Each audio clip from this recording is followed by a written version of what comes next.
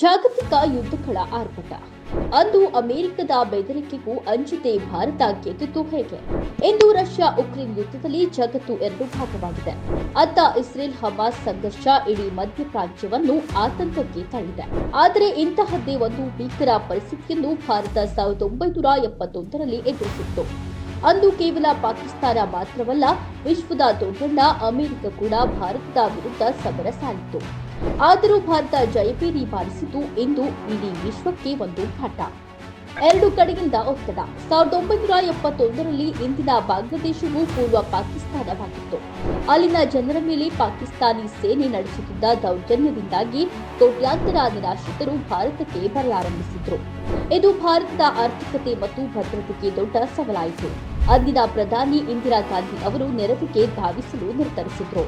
ಜಾಗತಿಕ ವಿರೋಧ ಮತ್ತು ಅಮೆರಿಕದ ಎಚ್ಚರಿಕೆ. ಇಂದಿನ ಉಕ್ರೇನ್ ಯುದ್ಧದಲ್ಲಿ ಪಾಶ್ಚಿಮಾತ್ಯ ದೇಶಗಳು ರಷ್ಯಾವನ್ನು ಹೇಗೆ ವಿರೋಧಿಸುತ್ತವೆಯೋ ಅಂದು ಅಮೆರಿಕ ಮತ್ತು ಚೀನಾ ಪಾಕಿಸ್ತಾನದ ಪರವಾಗಿದ್ದವು.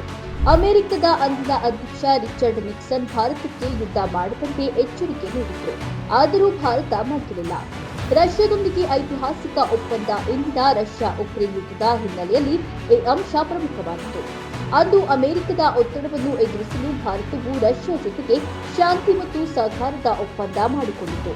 ಇದು ಭಾರತದ ಬೆನ್ನಿಗೆ ವಿಶ್ವದ ಮತ್ತೊಂದು ಮಹಾಶಕ್ತಿ ನಿಲ್ಲುವಂತೆ ಮಾಡಿತು.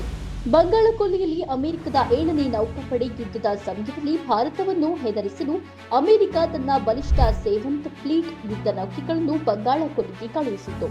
ಅಣುಶಕ್ತಿ ಚಾಲಿತ ನೌಕೆಗಳು ಭಾರತದ ತೀರಕ್ಕೆ ಬರುತ್ತಿವೆ ಎಂಬ ಸುದ್ದಿ ಕೇಳಿ ಜಗತ್ತೇ ಬೆಚ್ಚಿಬಿದ್ದಿತ್ತು.